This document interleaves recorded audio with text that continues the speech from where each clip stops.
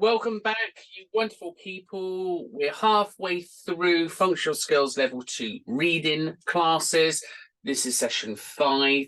We're now going to look at using a range of reference materials and appropriate resources for different purposes to identify and include and define the meaning of words in a straightforward and complex sources. So, how are we doing that? Let's have a look. So by the end of this session, aims and objectives you must be able to use some reference materials and sources such as glossary, keys, ledgers, and visual aids. You must be able to use them to find words, meanings in different text types, straightforward and complex. You should be able to use a range of reference materials and resources such as glossaries, ledgers, visual aids, footnotes, and endnotes. And finally, you should identify primary, secondary, and tertiary sources. Okay, wonderful. So let's just have a look at some of this. Now, don't forget, if you click into your Canvas account, you will see everything that you need there. And that's where you need to be. Good. So hopefully we're where we are now. So let's just start off by us not understanding a word or a phrase. So what can you do if you do not understand a word or a phrase? So discuss this in a group. Put the answers are on the screen. But anyway, you could use Wikipedia. I'm not a fan of Wikipedia. It's not known as a reliable source, so therefore it wouldn't necessarily give you the right answers. And there are lots of pros and cons there. Using a dictionary, so yes, dictionaries are great. You can use paper-based dictionaries or online dictionaries, that's fine. And again, would be much more reliable, can be quite time consuming, so just bear that in mind. Or again, you could start using AI technology because AI is there. Equally, you may ask a friend. Again, just think about the reliability of that friend, just to make sure that they're aware of what you're trying to look for and why you're looking for that. You could use a thesaurus. So a thesaurus is more about extending your vocabulary, looking for additional meanings. You could use the internet, you could check footnotes, you could use a glossary. So something at the back of a document normally has keywords. And again, you could use a key. So lots of things there that you could do. So in-text references then. So an in-text reference is when you've got text, but inside it you've got maybe numbers that divert you to footnotes, or maybe there's a reference or something in there to help you find those meanings. So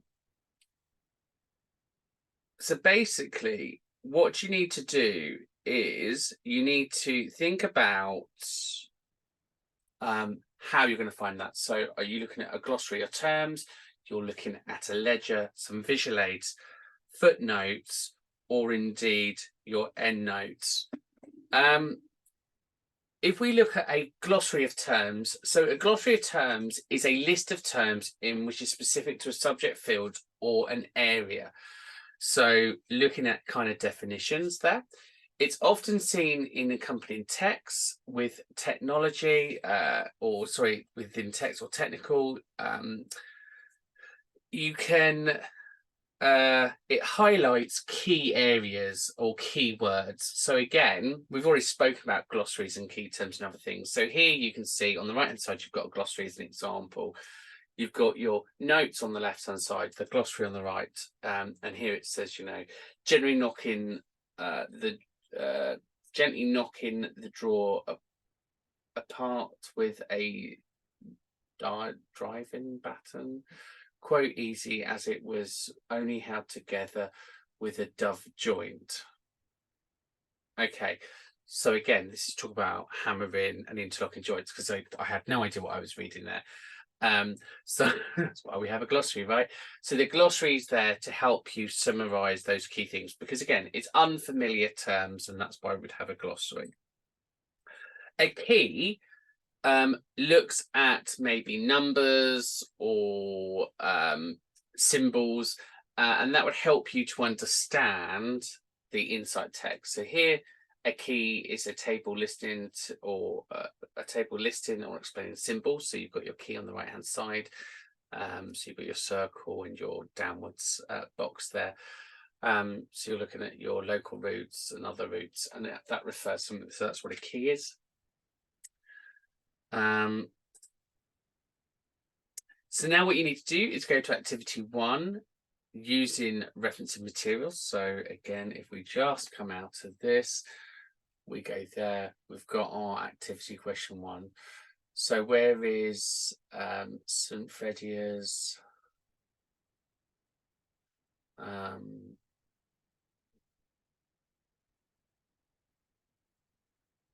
there? So what is St. Fredia's? Sorry, so that's a hospital.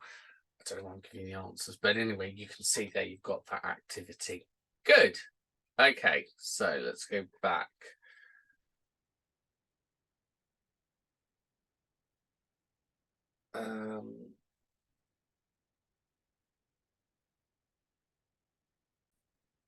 So we've done that activity. Let's move on.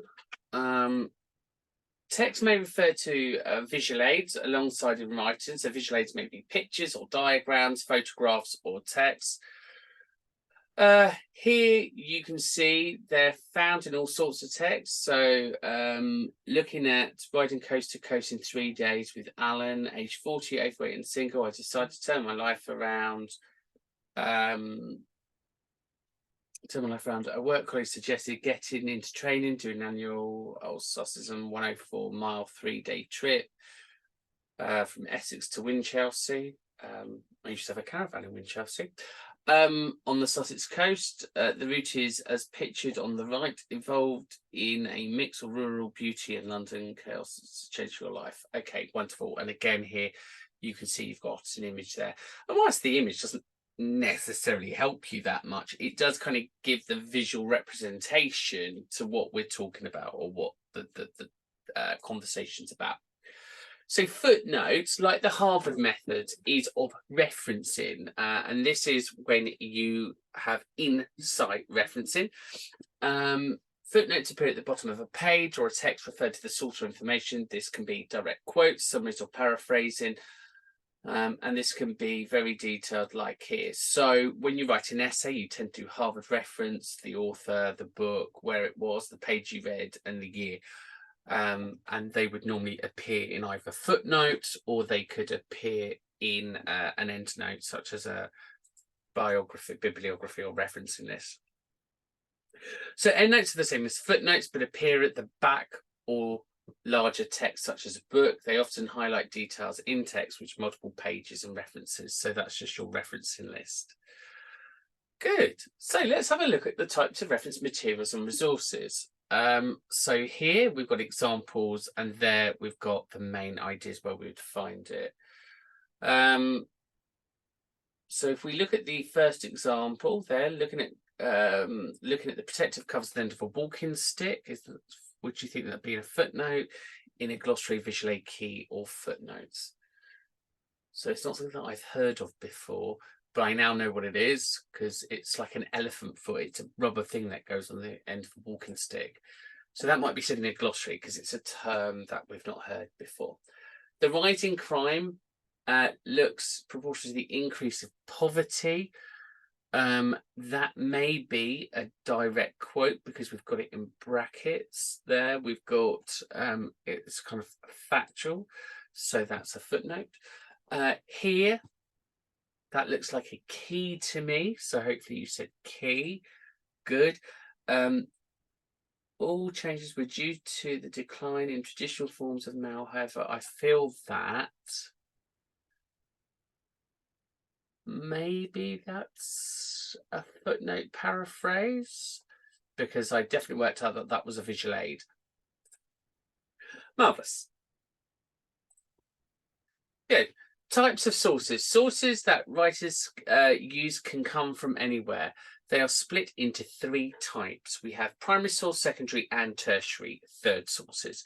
So primary source of evidence could be a novel, diary, interview. So that's the original idea and thoughts of somebody.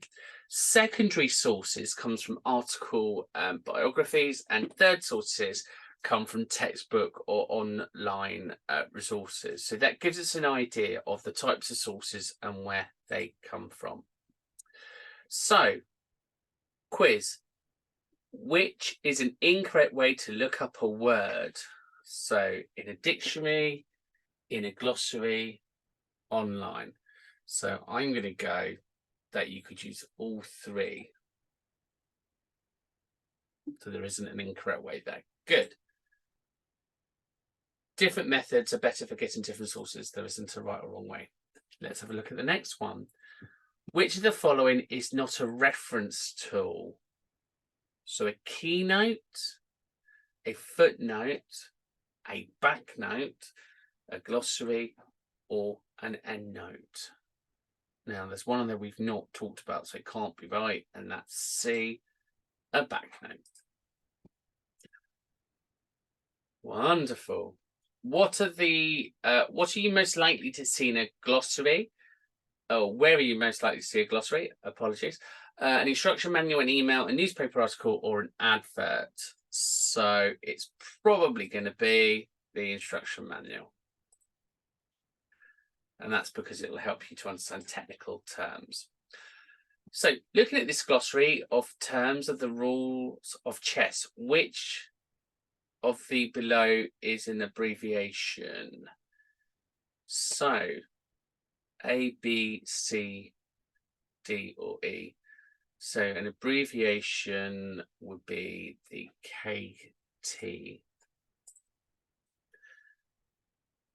short for knight. Good, in a glossary.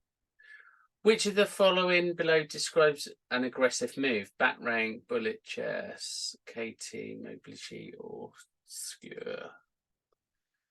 Bottom one. Skewer an attack on a vulnerable piece. Which of the below shows a player's ability? Back rank? Yeah. Back rank is a player's first rank. So again, just looking at that glossary. Which of the below shows the pieces of ability? So mobility there. Ability for a piece to move around the board. If you saw this symbol on a map, what do you think it would represent? A mosque, a hospital, a wildlife reserve, or a place of a historical interest? If you saw this symbol on a map, I think the slide is missing the symbol. So that's a bit of a trick question because you're not going to know that because there is no. Don't worry, we're giving keys. Yeah, exactly. There's no key there, right? What kind of source would you expect on an article to be classed as? Primary, secondary, tertiary, or none of the above? So if you remember what we said, primary would be like diary, interviews. Secondary might be articles, journals, and tertiary would be online. So B, secondary. Good. What kind of source would you expect a novel to be classed as? So we said secondary. Good. This is straight from the writer's brain. Wonderful. By the end of this session, learners must be able to use some reference materials and resources such as glossary, keys, ledgers, and visual aids, which we've talked about. Use the meanings of the words, difference of the text, such straightforward and complex. You should be able to use a range of reference materials, and you should be able to identify primary, secondary, and tertiary sources. Please don't forget to go back to your main slides. Congratulations, you finished that part. And obviously finish off the activities because they will help reinforce. And don't forget to do your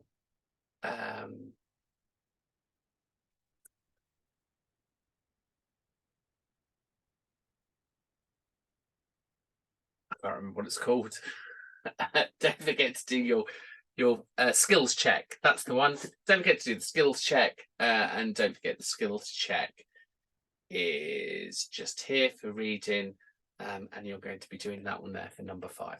Okay, brilliant. Thanks for watching. Take care, and I will see you all in session 6, where we're going to understand organizations of features and use them to locate relevant information. Straightforward and complex sentences. Take care for now.